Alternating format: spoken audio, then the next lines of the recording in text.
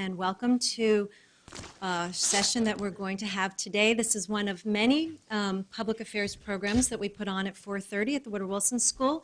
They're all open to the public, and we have an e-newsletter list going around so that we'd ask that you put your name there, and we can tell you about all of our events that we host at the school. Today's talk is titled A Future of Public Media in New Jersey, and this is a very important subject, especially around now, which is political season with the midterm elections. This is a very important topic for us to talk about. We're going to focus a lot of the talk on a report that was issued by the New Jersey Legislative Task Force on Public Broadcasting on the future of NJN public television and radio. The task force was established to study, evaluate, and develop recommendations relating to Governor Christie's proposal to privatize NJN, New Jersey's only television station. While we're one of only two of states that does not have a major television network affiliate, the other one's Delaware, I'm told, this is unusual because we are one of the most densely populated states in the country. And as a result, our citizens have historically relied on neighboring New York and Pennsylvania for information. And again, in a time of political, when you're in a political season and you have intense elections going on, this becomes a true problem, as you'll hear from our speakers. The state's news deficit jeopardizes political and public policy transparency and community awareness. Our discussion will examine the role of public media, particularly public television and public radio, and its importance in local discourse. So to bring all of these issues to light, we have a very good panel. We will start by hearing from Task Force member and New Jersey Assemblyman Lou Greenwald. We'll then hear from Michael Aaron, who's a senior political correspondent and acting news director of NJN, and probably more importantly, is a Woodrow Wilson School MPA alum. And one of our professors, Paul Starr, who's the Woodrow Wilson School Stewart Professor of Communications and a Professor of Sociology and Public Affairs. So the way we'll have today run is that each speaker will talk for about 10 minutes, and then we're going to leave a lot of time for discussion. So I hope you take notes and have good questions to ask.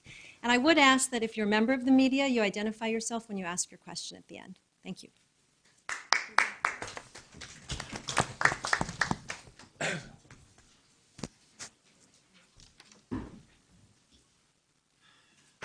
I'm going to stand, ladies and gentlemen.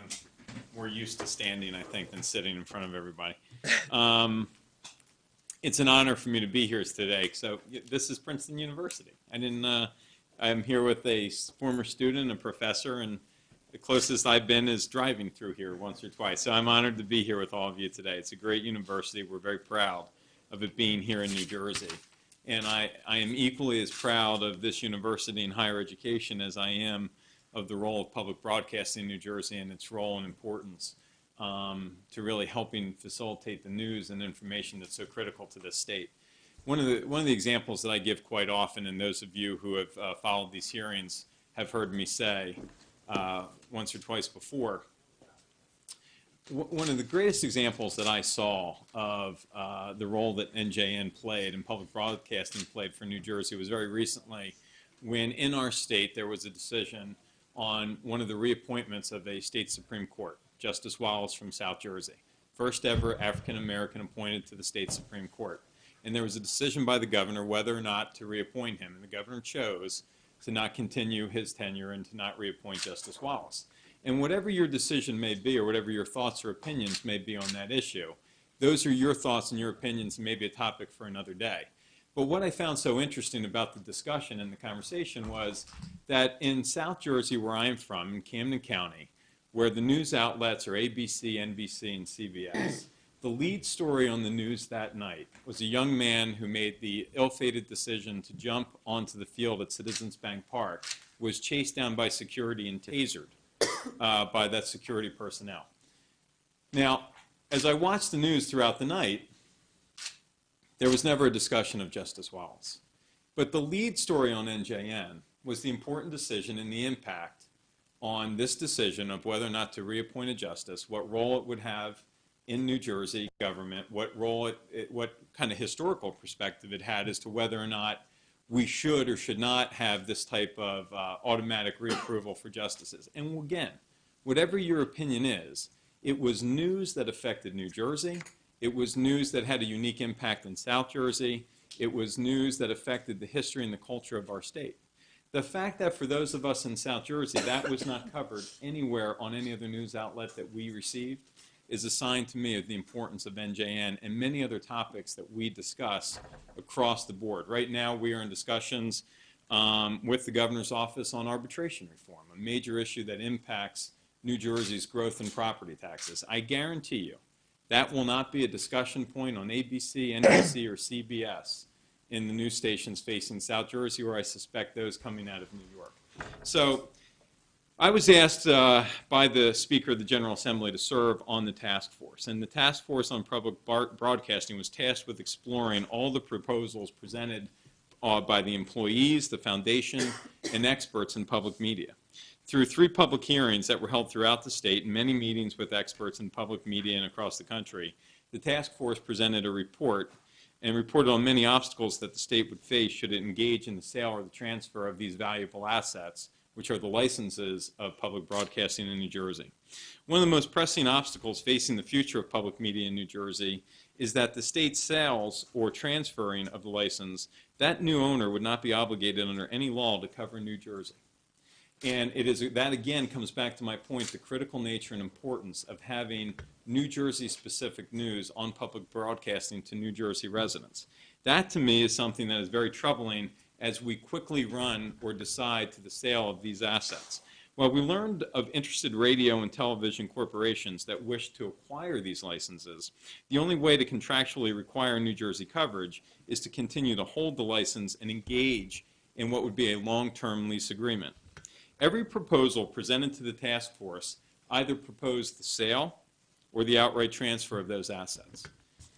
In addition to learning about obstacles facing the transfer or the sale of the assets, my staff and myself, we met with many different groups. We learned about the many innovative public media organizations that currently exist across the country. One such organization was a group called IdeaStream in northeastern Ohio. IdeaStream was a successful model of public media that was reaching individuals over many platforms. Cross-media platforms included radio, television, and social media such as YouTube and Facebook. Right now, NJN Network has not had that access or that opportunity because of the restraint on costs that drive them and their funding stream coming primarily from New Jersey government. In tough economies, year after year, those costs have been have become less and less year after year.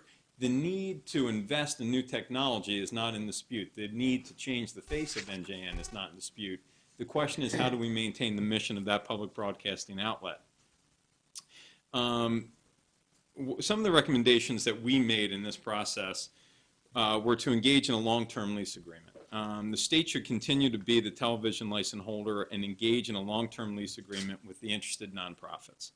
One of the things that I thought was very important was a long-term lease agreement that the state can contractually hold the leasee to uphold the NJN mission as stated in the New Jersey Public Broadcasting Authority Act of 1969. That public broadcasting includes all aspects of non-commercial radio, television, open and closed circuits, including the production and dissemination of public and community affairs, educational, cultural, and instructional information to the public at large within this state. The state would not be involved in the day-to-day operations of the network and would no longer fund the network through a yearly line item. My fear is as we continue to move forward in tough budgets and with a governor that is facing further economic challenges, the viability of NJN going forward will continue to become in jeopardy. We must change the aspect and the direction of how we make NJN viable and successful going forward. The reality is, though, that we stand at an uncertain time. There are changes coming out of the federal government that will affect the value of the licenses that we hold. And if we were to sell those licenses now or transfer those licenses, we may sell them for pennies on the dollar. The opportunity to buy time, to use those licenses as an asset that as many people who hold valuable real estate right now would hold on to that asset and wait for this economy to turn or for the changes to come out of the federal government would be a value worth considering so that we could use that time and the value of those assets to transition NJN and public broadcasting in a viable way going forward. The partnering with radio, critically important, but my concerns with partnering with those radio stations and outlets is to make sure that they have the breadth to cover all of the state from Cape May to Hudson and Bergen County. Again, because of the news that is so vital to us, I want to make sure that the outlets from media and New Jersey government is not just entertainment news, which is really what many of us who listen to 101.5, I think there's a segment of our society that listens to that and says, that's news. That is not news. That is entertainment. The reality is that which is reported on NJN is real live news in real time. And it's critically important to continue and maintain so that people understand the difference between that which is being reported and that which is being discussed, either for entertainment purposes or to drive policy. So my goal would be to allow for a transfer of these assets through a reasonable time frame, using a long-term lease, engaging with public radio, but give them the time to expand their breadth to cover from one state to the next so that the news that is reported on those radio stations is not central to New York or Philadelphia, but to New Jersey. I also think that it is important that when you look at that radio coverage, that you understand that that radio will be driven in many respects by the news that is on the TV the night before. It will help drive the discussion and the conversations on radio the next day, which will also help feed further information back to the public, which ultimately leads, I think, to good public policy and good government, where many of us find ideas to change the direction, whatever that issue may be that affects our citizens. We've issued a report from the task force. Many of you may have had an opportunity to see it.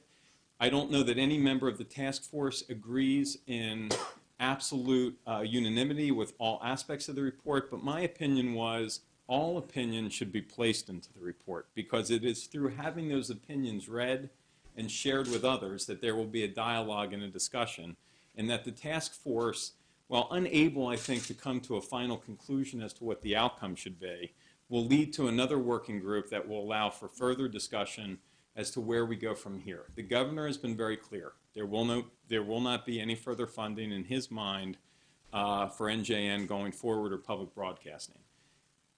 That doesn't mean it's a final conclusion. We live in a government where there is an equal branch of government in the legislature, and there can be further discussions to buy further time, but I do not believe that the way we have operated NJN up until now is going to have a tremendous amount of staying power. There needs to be a change, and quite frankly, it is in the best interest of NJN, it is the best interest of the public to have that change so that we can get up to date in our technology and our ability to expand the network and to take advantage of other outlets to further share that news that's so important to New Jersey. So with that, I will sit down if anyone has any questions after my colleagues speak. It was a pleasure working with many of them on the task force. They added tremendous insight, all differing opinions, but opinions all the same that were valuable into our discussion and our dialogue. And I just leave you with this. The opportunity that New Jersey stands, so we have the opportunity to look at what other regions have done well and take the best parts of all of those ideas, put them together, and create a plan for New Jersey that fits our needs in our state. This is a magnificent state with unique characteristics. It is easy to cover. It is easy to travel. It is easy to go from one part of the state to the next in a single day. And too often, New Jersey is broken down on geographical lines of north and south. I see that in my political world every day. I've always believed that it is not necessary. I believe that it is part of what divides us. NJN public broadcasting is truly something that can bring us together and I think erase that line, and I would like to see that happen. So thank you very much. I appreciate being here.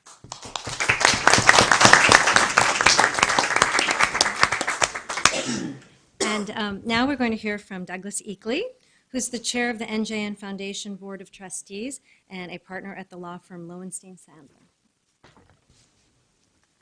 Thank you. A slight correction. I was chairman of the Network Foundation until Monday night, in which time my third extended term expired, and I am blissfully unshackled after 17 years of service on the New Jersey Network Foundation. I remain a trustee, but I fear here a little bit under false pretenses. I'm also here a little bit late, for which I apologize. There was an accident on the turnpike, and everything backed up, and I should have foreseen it and didn't. I should also say it's very nice to be back here in Robertson Hall. I spent about 6 years of my legal career defending President Tillman and Princeton University in the Robertson litigation. Actually, Nate Skravanik and I served together in the Florio administration when I first became interested in and served on the board of the Public Broadcasting Authority, and I should say Bob Smart as well. Let me start by just asking you this. How many of you actually watch NJN, either on a Reporters Roundtable or Due Process or the nightly news or something else? And how many of you listen to NPR, National Public Radio? And how many of you get your news through print media? This is a literate group. How many of you get your news through handheld appliances of one sort or another? As Assemblyman Greenwald said, there's a lot to agree with. There's a fair amount of consensus about some things, and those some things are that it is probably inappropriate for the state to continue to operate and control New Jersey Network. I think there's also a strong consensus that there's a huge potential for New Jersey Network going forward. That potential has not been realized. I think, and I've been very disappointed over the years to see a downward spiral in state funding from $8.9 million in 1990 in direct state appropriations to $4 million last year to $2 million this year, which will run out before the end of the calendar year. All the while, there an inability or reluctance to transfer the licenses to a community-based licensee, which is the form of ownership and operation of a majority of the public media in the United States today. We are now at a point where it's nice to debate the future of NJN, but without transitional funding and a transitional vehicle, the future looks fairly dark. And in fact, we fear and hope that this will not happen, but there is a very real risk that NJN will go dark before a transition can be established and funding found to move the network to a new platform with a renewed mission, but a really reconfigured organization. Let me just back up and give you a little bit of the history of NJN. It came about as a result of a commission that was formed by Governor Richard J. Hughes. The act of the state legislature in 1968 created the Public Broadcasting Authority. That authority is in and of the executive branch of state government. There are 15 members or commissioners, 10 of whom are appointed by the governor with the consent of the Senate, 5 of whom serve ex officio, the state treasurer, the state attorney general, the state commissioner of education, for example. Maybe 2 years into the actual ongoing operations of NJN, a membership organization was formed, Friends of NJN, and several years later, the foundation for NJN was established. The foundation, over time, became not only the principal fundraising arm for NJN, but also was engaged jointly with the commission in strategic planning and in the sort of the joint effort to gain additional flexibility and agility for NJN. We've raised about $100 million over the course of about 20 years, and the board of the foundation is composed of a cross-section of the corporate and civic leadership in the state, and it's a wonderful, fully participatory, and very committed board. And I think that's the greatest asset that NJN has, along with people like Michael Aaron, who actually make it run and cause us to watch it. However, the consequences of state ownership over time, in addition to dwindling resources and an inability to commit the funding necessary to rebuild the infrastructure, purchase equipment that could provide more agile and frequent and broader coverage, we were stuck with rigid personnel policies, a state procurement system that could take up to a year for needed equipment to be acquired, and it also impeded our ability to raise capital funds. Frequently, we had been told it's the state's operation. If the roof is leaking, the state should fix it. I don't particularly care about or am interested in funding something that is the state's obligation to fund. We came back to the legislature and the governor 3 years ago with a proposal that the licenses be transferred to a community-based nonprofit organization as being the best potential for NJN to realize its potential. That unfortunately didn't get anywhere. Meanwhile, we had about $5 million in funding set aside for the transition that was then taken down as the state incrementally reduced its appropriation each year, so that we're left in a situation today with an appropriation, as I said, that's just about to run out, with no reserves in the foundation to support a transition, and an uncertainty about the future of the network and how it's going to get to the future that impedes our ability even to secure a number of underwriting contracts that usually are a year long in length, or philanthropic gifts that go beyond the calendar year, because the proposal is that the PBA be dissolved. So what does all this mean? The legislative task force sat through 3 lengthy hearings, and it was really very impressive to see the dedication and commitment of every member of the task force to the future of NJN. So that was a source of hope for the future. The administration has been supportive as it can be without sponsoring or agreeing to sponsor supplemental appropriation, which is really what we need to keep going until we get to a transition. I think that the options for the state are essentially 3 or 4. I think that the first option has already been ruled out by just about everyone, and that is to continue with a PBA, state-owned and operated, with dwindling funding and virtually no future. The second alternative, and one that is being aggressively pursued as we speak, is for WNET to acquire the licenses. Now, WNET made a run for NJN about a decade ago. That run was resisted at the time. 5 years later, WNET acquired WLIW, a Long Island television station with about 70 staff, with commitments to maintain Long Island-centric programming. And essentially, that programming is no more, the staff is no more, and WNET controls the WLIW license. We think it would be a disaster if the licenses were to be exported or NJN leased to a New York or Philadelphia-based multimedia organization, because we don't think that there will be the kind of commitment to New Jersey that only New Jerseyans can make. A third alternative is to transfer the license or the lease. I think the lease is not a bad idea. It would be workable as long as the state resists the temptation to interfere with the operations of the network. That's the one biggest concern that is created by the imposition of any conditions on the transfer. Stockton State has expressed an interest in acquiring the licenses and operating NJN.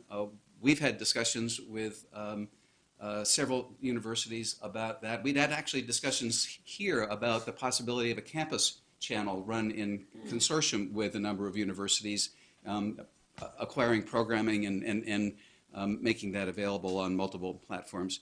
And the fourth is the transfer of the licenses or the lease of NJN to a community-based nonprofit corporation, the model for most of the successful stations around the country right now. Why is it successful? Flexibility in operations, nimbleness, an ability to cover the state, a commitment by the trustees of the nonprofit to the best interests of the state, and making sure that the mission of NJN is followed.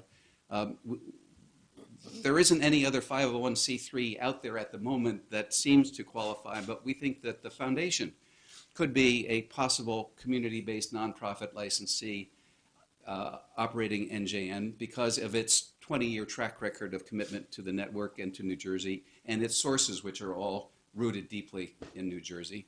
We think that the greatest possibility for fundraising comes in vehicle of a community-based nonprofit organization. We think that the best way to operate that would be in a consortium with interested stakeholders, notably universities, civic organizations, and the like, so that we have not only an ability to continue with really the star in the crown of NJN, its news coverage, but also coverage. We do some long-distance learning now. We do some coverage of the arts. We have a grant from the Dodge Foundation for the arts, but we think that if we had the proper resources and the nimbleness of the operation and modern equipment, you could have a New Jersey network programming 24/7 and covering, taking feeds from Princeton, from Montclair State, from the New Jersey Performing Arts Center and the like, so that on multiple platforms you could be able to dial up and see what's going on in the state every day or in every location.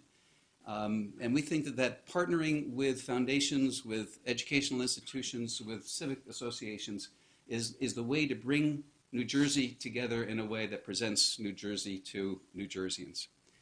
And that, I think, is the long and short of it. I don't know of any state with a greater need for the NJN of the future than New Jersey. Historically, we have been in search of our identity since Benjamin Franklin's time or beyond that. Divided east and west between Lords Carteret and Berkeley with the original land grant. Benjamin Franklin's metaphor of a beer bottle uncorked at both ends. We even have, if you extended it, the Mason-Dixon line goes through southern New Jersey.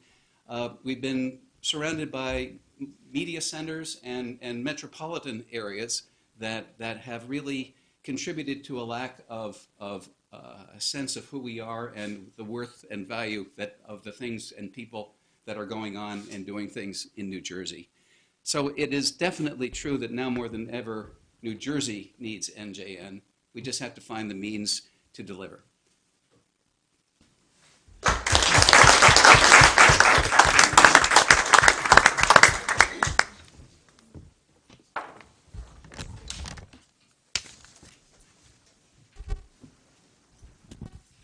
I'm Michael Aaron. I'm going to take my jacket off and be comfortable. I used to sit. Thank you. Well, I'll just lay it over. Thank you. I don't want you to be my valet. Come on. I used to sit out there as a student in the 1969 and 1970. I've been at NJN for 29 years. It's a good place to do journalism, which is why I've been there as long as I've been there.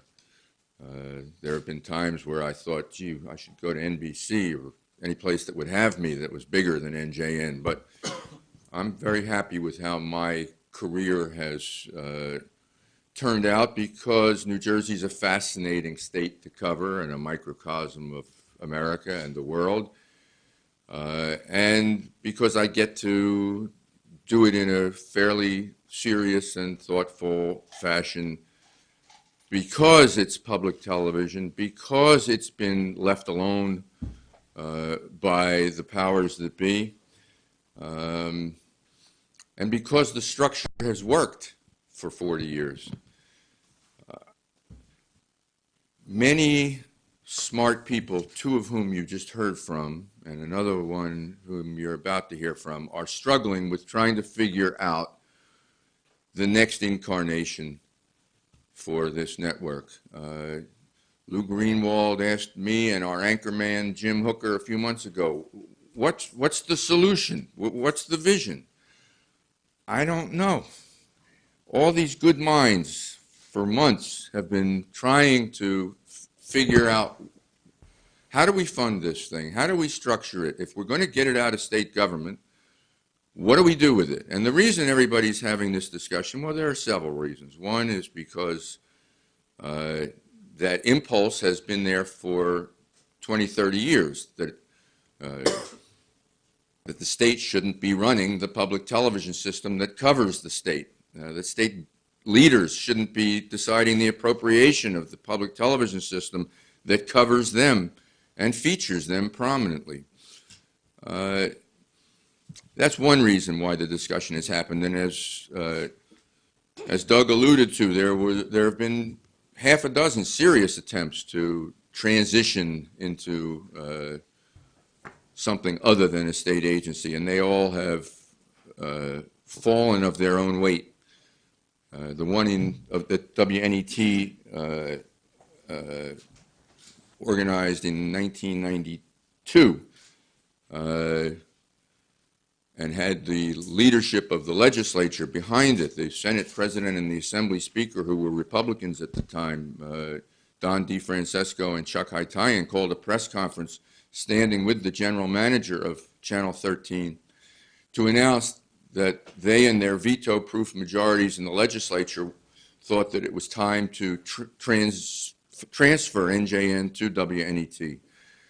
And as that idea got kicked around in the public dialogue for a couple of months, it died for the reasons that Doug articulated. Why would we entrust our investment here and our legacy here to a New York-based entity? And I guess the WLIW example bears that out. So that one died, and others have been thought of and tried and died. There's another reason why this one has emerged now. Two more, actually. One, that the state is broke, and two, that the current governor announced in his budget address in March that, in his opinion, NJN needed to be transferred out of state government and defunded by the taxpayers. And ever since then, all of us have been spinning our wheels and more, trying to figure out what that means. It's amazing to me sometimes that a governor can utter 2 lines and 1,000 people's lives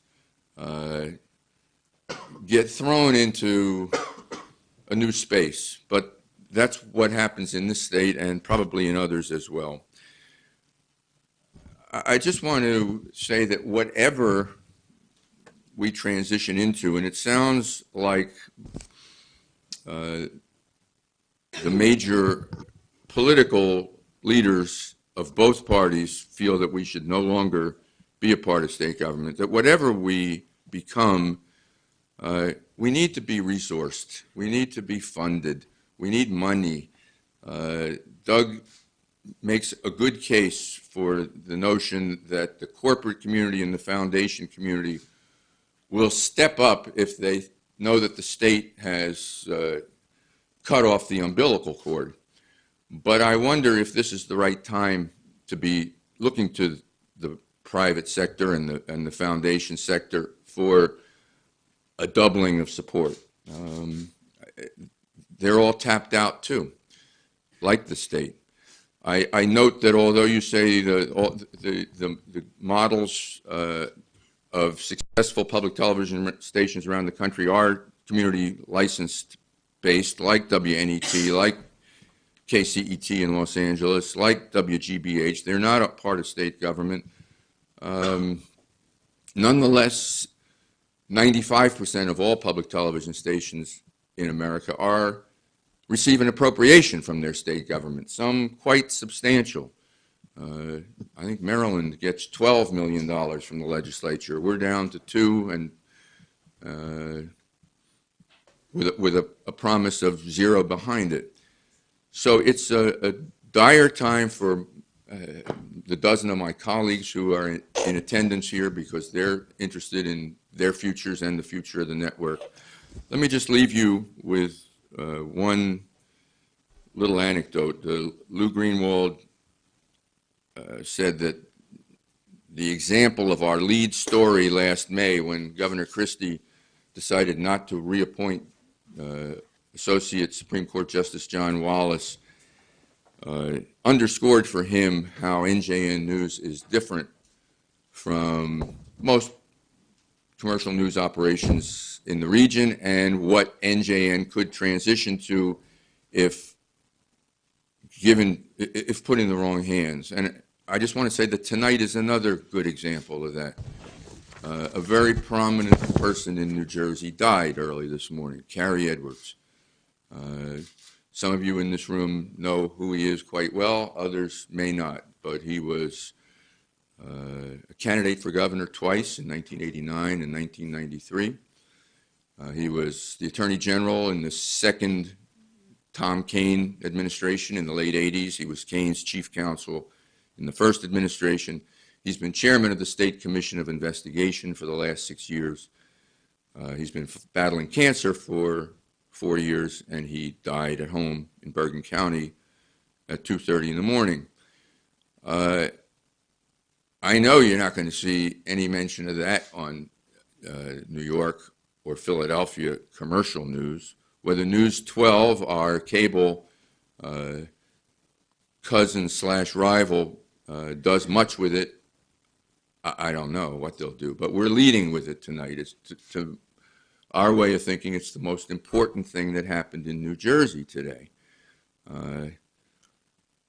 So we're kind of peculiar. We're unique in that we take the public life of this state so very seriously, and hope that you all and we all can figure out a way that we can keep doing it. Thanks very much.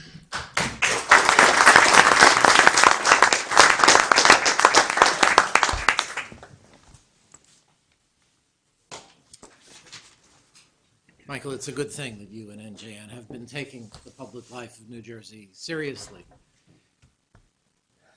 Part of the trouble, however, is that New Jersey is almost a state without a public. It's a state where people have been split between North and South, people in the North following the media that come out of New York City, and people in the South following the media that come out of Philadelphia. And so it has had a poverty of attention to the state's own affairs. When I spoke with Doug Eakley a while back, while we were working on a report about public media for New Jersey, he said that New Jersey suffered, I remember this phrase, from identity deficiency. The people of New Jersey just don't identify strongly with the state, or the kind of identity that we have in New Jersey just doesn't work toward, from the Sopranos to Jersey Shore. It doesn't contribute to a strong sense of the public virtue of New Jersey and its needs. And so we live in an environment which is just low in that underlying support. But here we are in a state which has either the second or third highest per capita income in the nation. It's a state where I believe we are sixth in the percentage of college graduates. Normally, a state that enjoys, any area that enjoys a population that's affluent and well-educated will have the kind of media that help support democratic institutions. At least that's what we're used to seeing. New Jersey is, in a way, it's an anomaly. It's an anomaly partly because of its geographic location between New York and Philadelphia that have prevented the emergence of strong media markets within the state. But it's also because of mistakes that the state has made in the development of NJN. And it goes back over decades. In my mind, it really goes back to the basic decision to put all the investment into the development of NJN as a television network. When, and this is no fault of anybody back at that time, and at that time television was the central medium for the public. And it looked as though radio, which had been important earlier in the 20th century, radio was finished. But what has happened over the last several decades is that the audience for public television has shrunk, and the audience for public radio has grown. In fact, public radio has become a tremendously important source of news. And so here we are in a state which has an undersupply of news, where, for example, the number of reporters, full-time reporters in Trenton, has declined dramatically from either 50 or 35, depending on your point of reference, down to 15 or fewer today, full-time reporters in Trenton. That's part of a national trend in the decline in State House reporting, decline in, therefore, in the coverage of all sorts of aspects of state government that's going on. We desperately need some institutions to come in and to fill this void. In that sense, this should be a moment of opportunity for NJN. It should be a moment of opportunity for public institutions that will make up for the decline in commercial news. And so it is really tragic that having taken, I think, a mistaken turn in the past, NJN has evolved to become a relatively weak example of public broadcasting in the country. There are many people in New Jersey, for example, who contribute to public radio. They contribute to HYY, they contribute to NYC. Some of the major donors to NYC live in New Jersey. NYC actually has more radio listeners in New Jersey than any non-commercial station in the state. And so by not developing a New Jersey public radio network, NJN lost that whole flow of dollars that is now going to New York and Philadelphia. So those are historic mistakes.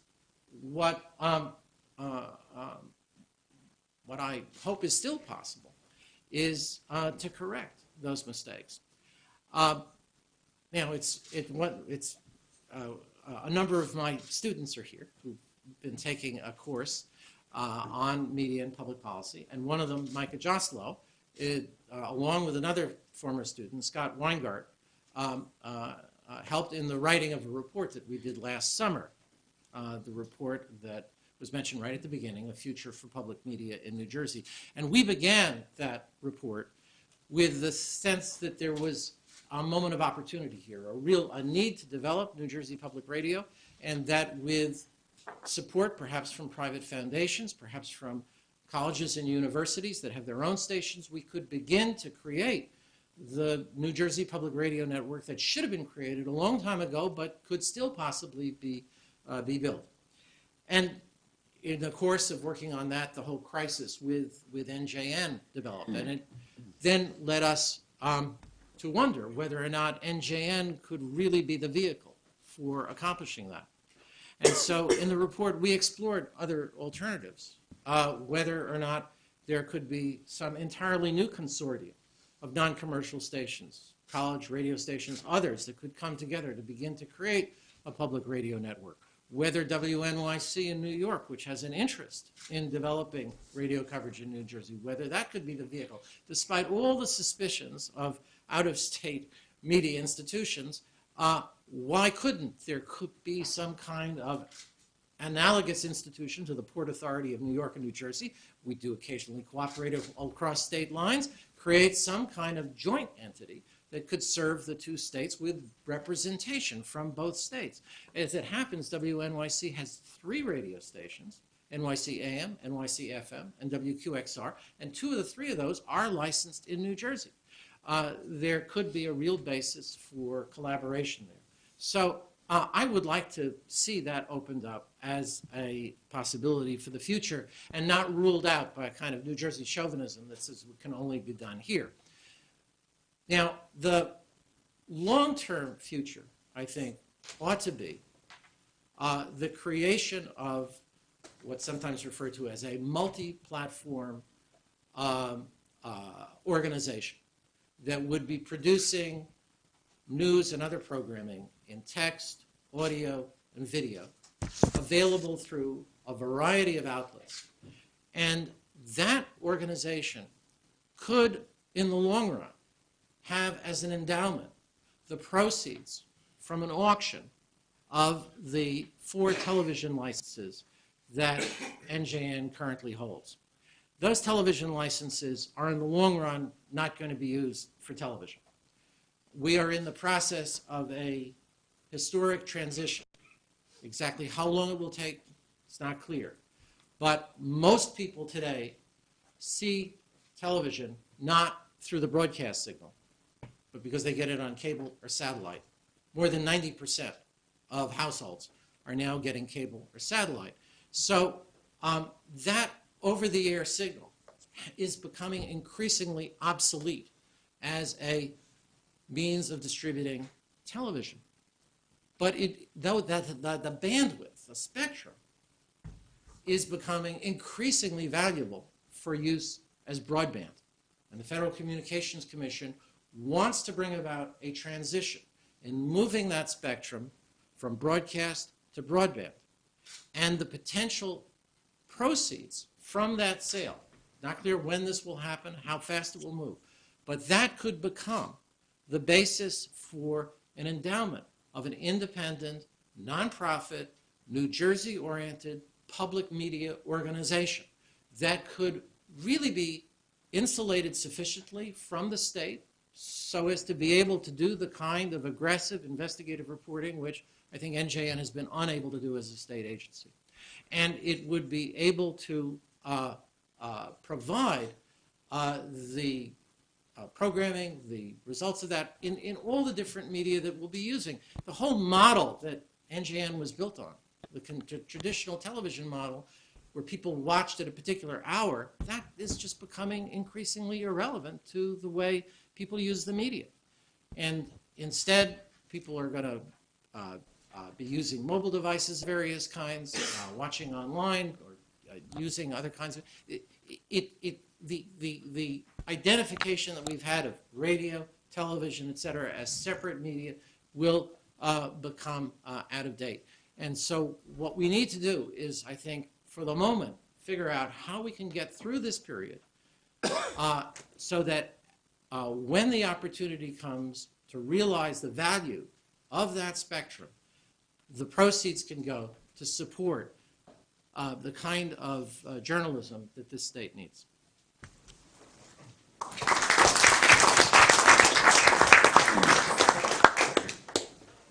Do we have any questions, comments? Donna? My name is Donna Weaver. I run a hyper-local site in Houston called All Houston. But I was also involved in the talks on the campus channel with NJN because we run a consortium of universities here at the Wilson School, aggregated public lecture videos, and then digitized them and put them back on the web. And in the course of those discussions, it seemed to me that a large obstacle was not the bandwidth, because you had the bandwidth. It was not the technology, because you had the boxes. It was the culture. And it was the culture at NJN and at a lot of the PBS stations, still one to many. That NJN was resistant to collaboration. And it seems to me, and I can't agree with Paul Moore on this, that the future of public media is to actually invite the public in, because this is the age when media is being created by everyone. And you have in the public enough manpower to cover the state. You cannot cover it with a couple of satellite trucks running around New Jersey, even though this is geographically fairly accessible. Technologically, NJN seems to be still fixed in the sort of broadcast network standards of television, and would not take, for example, a video of Paul Krugman speaking of depression economics because the lighting and the audio were not to their standards. This culture has to be revisited, and I think fairly quickly, because the rest of the media world is moving past. As far as the financial aspect that you were talking about, falls in line with what Larry Grossman and Newt Mino are doing. They have created a research center for media, which is investigating the possibility of funding public programming, public media with the proceeds from the bandwidth sales. And I think that the old, and I came from CNN, so I have some sense of the old sort of broadcast, the sense of how much money is necessary to do television is out of proportion with reality. it takes one box these days. You can run a channel out of one box. And you can, if it's in digital format, you can put it out on the web. You can leverage all these third-party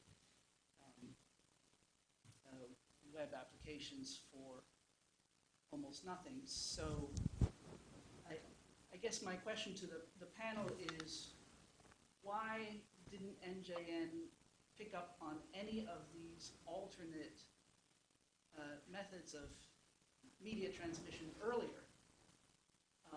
And what is being done now, because it can be done quickly, and it can be done fairly cheaply. So what is being done now to create maybe the seed of a new organism, which would be NJN? As the representative of the current NJN management here, let me try to address that. We talk a lot about partnerships. We don't know how to do them because we do come from the world you describe of one to many. We also want to be careful that we don't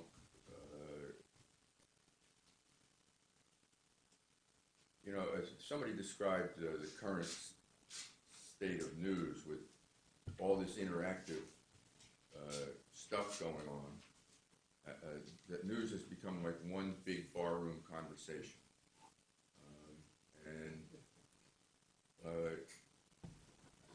Who do we take from? Who do we partner with? And how do we maintain some kind of editorial control over what we disseminate? Do we trust your site? Maybe we do. Maybe we acquire a working relationship, develop a working relationship, and learn that what you're feeding us is dependable and accurate and unbiased. But as a traditional journalist, I'm not sure I believe in civic journalism. If you needed oral surgery, would you go to a citizen surgeon? That's glib. But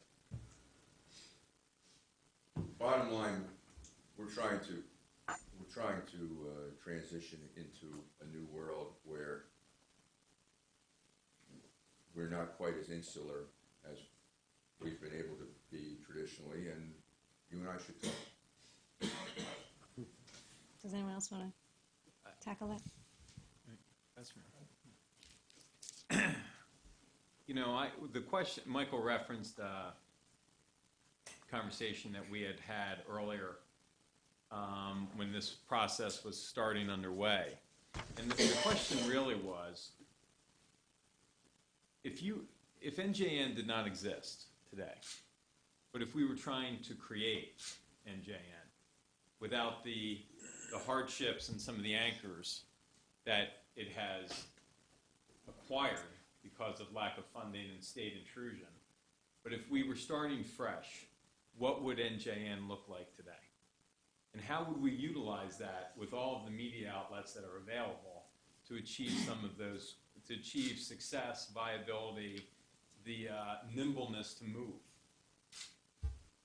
To me, I will speak selfishly for a second. TV is important to me because when I am interviewed by a reporter for a newspaper and I am fighting for a cause like the Cancer Institute of New Jersey that was a success in New Brunswick and stopped the migration of 52,000 patient visits a year to New York and Sloan Kettering, and I wanted to not reinvent the wheel, but to just roll it down the turnpike to South Jersey, where we were losing 32,000 patient visits a year to Pennsylvania.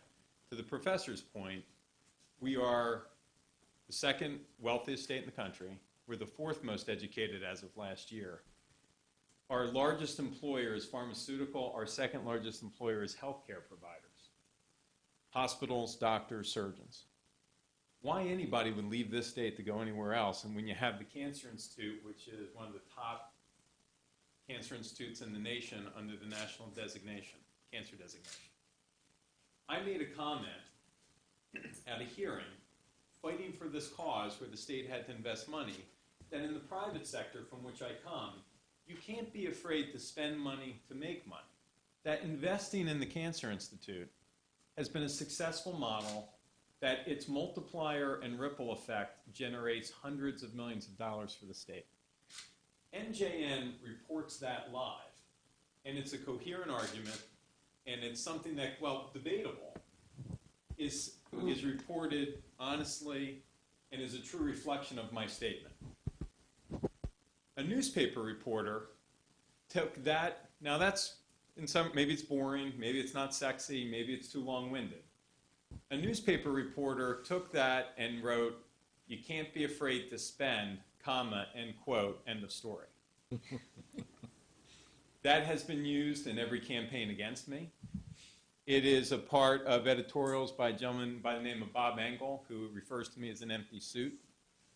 It is used, that is now part of a documentary called The Soprano State, which is a compilation of sensational news stories that have been utilized to, in my opinion, tear down the character and quality of this state. And that's not news. So now I'm a big boy, and I got involved in this for all the right reasons, and I believe in what I've done with the Cancer Institute, and I've been successful in achieving that. But that news story is reported in limited outlets. So my question is whether it's citizens' commentary. I don't trust the blogs. I don't know if that's what we're talking about here. These gentlemen, and some of you in this room, are far more experienced at this than I am.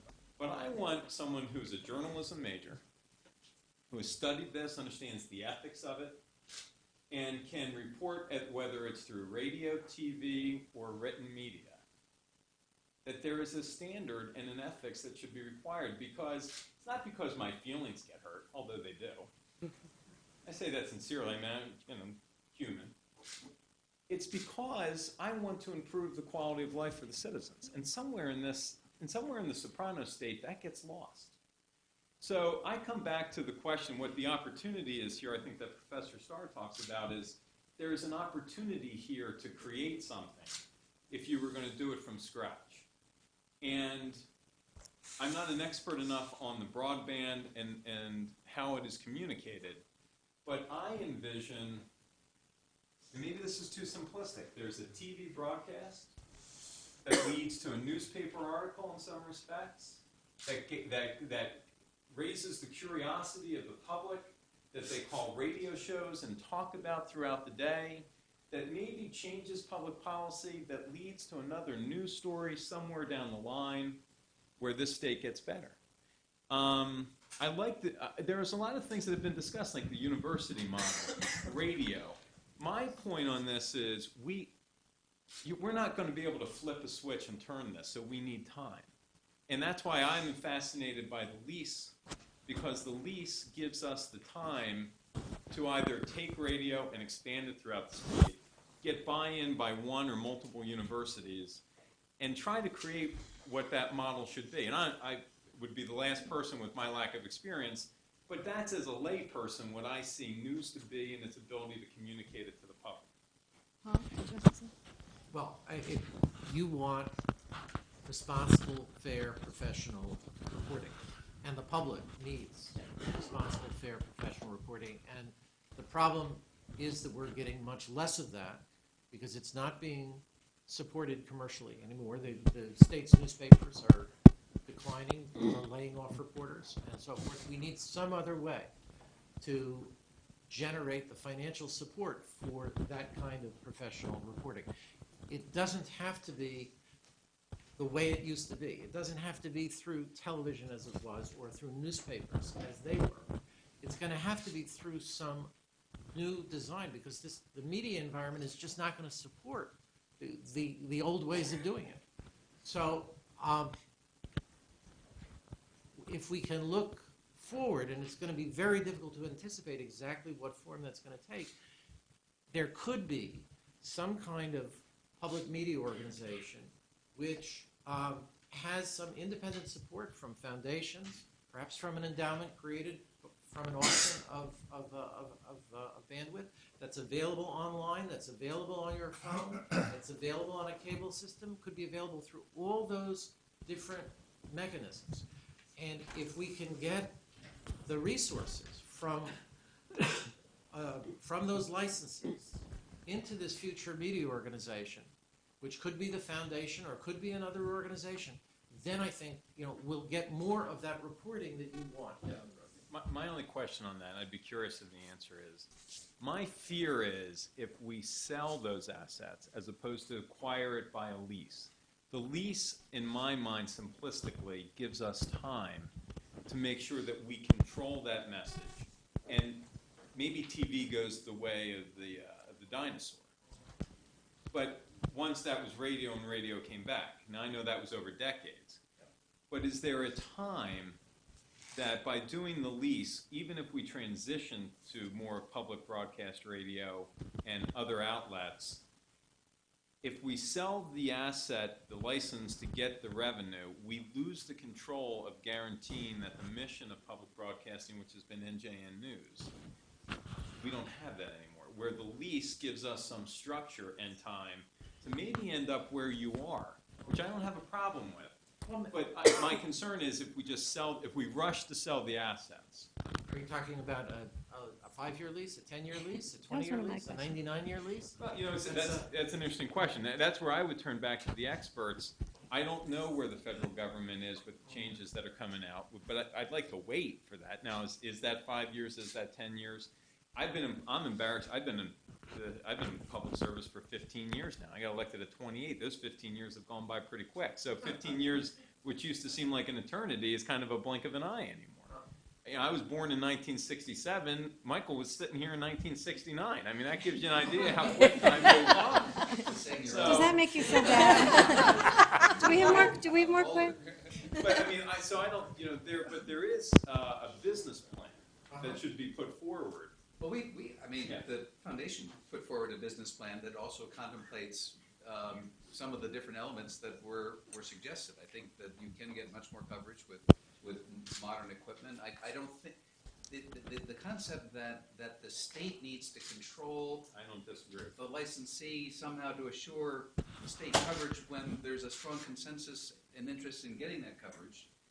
I don't think the state has to control the coverage, but do they need to control the license so that we don't lose control of the mission? That's different. Yeah, I don't. Controlling and losing control are two different. I don't think so. First, the licenses themselves are public licenses. If the licensee is not compliant with the terms of the license, it loses the opportunity to operate it. Secondly, the state can require that the nonprofit organization that steps forward to become the community licensee have bylaws and a certificate of incorporation that assure that the central mission of the nonprofit is precisely the mission of NJN, and it's pledged to support it. And you have an attorney general who is authorized to police charitable organizations to make sure that they are true to their charter of incorporation and bylaws. So I think you wind up scaring away some really quality, committed people by attempting to keep a hand in something that you can keep an eye on because it's right there in front of you. But I think the flexibility of the operation is necessary. I don't think that Paul is suggesting a sale of a license before its potential to sell as a broadband channel gets set, because that the FCC hasn't made that decision yet. But that again underscores the need for some interim financing for transition. Are there other questions? Students? Well, I have a question. There's been a lot of talk about the money and the state control and the potential conflict of interest that goes on. But except for Paul, really, I haven't heard anyone talk about just how one increases viewership. So there seems to be this idea that if you build it, they'll come. If you build something great, they'll come. but I haven't really heard. So even if you come to a solution, it comes to the community-based organization or it's Paul's model, how do you propose to increase viewership? Because it seemed like from your first question when you asked who watches NJN, I didn't see all the hands, but I think a lot of the people were from NJN who raised their hands. And I think viewership is a huge issue of public television in general and of NJN perhaps. So I don't know if any of you want to take on how we're going to make this so appealing that people will come and then want to give money and keep this going. Well, I think it's content and it's access. If you have multiple platforms by which you can access through your mobile devices or the like, and at whatever time of day you choose to, and if you have a Paul Krugman giving a lecture or a concert at the New Jersey Performing Arts Center or a Rutgers football game, in addition to the news and what's going on in the state most significantly, I think the assumption is that there are a larger number of people interested in what's going on in New Jersey and who would take interest once they learn more about it. That's right, and we need vastly more resources in order to be able to bring all that onto television, radio, and the internet. And by the way, we are online with news reports 24/7. It's not real-time news. It's the nightly news, but it's accessible anytime during the day. Michael, it's not NJN's website is not set up from the point of view of really good online operation. I'm afraid it's what's referred to derogatorily as shovelware. It's just shoveling onto the web things that are really produced for television, and it's a fundamental problem with the organization because the mindset has been created in television. It is not really adjusted to the new media that we have, and there needs to be a really fundamental rethinking of how it's all done. And what the great advantage of radio is that we have a system of syndicated radio programming from NPR and from American Public Radio and so forth, and it is possible to weave into the syndicated programs like Morning Edition and All Things Considered local segments, so that you can draw on the very substantial established audiences for these programs and thread through them local programming that isn't that expensive to produce. And the return in terms of membership and donations would be relatively much greater than NJN has been able to get out of television. So I think the shift of resources online and to radio it's the only way that it's going to be able to survive.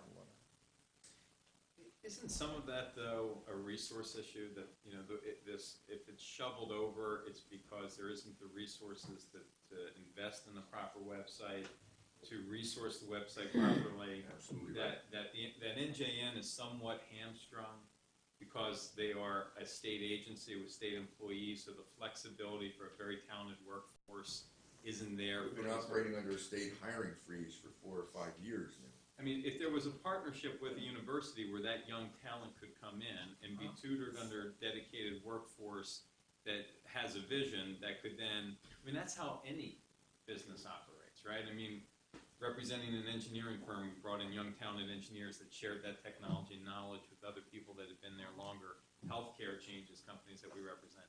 It is that constant change and diversity that NJN has been hamstrung under because of the constraints.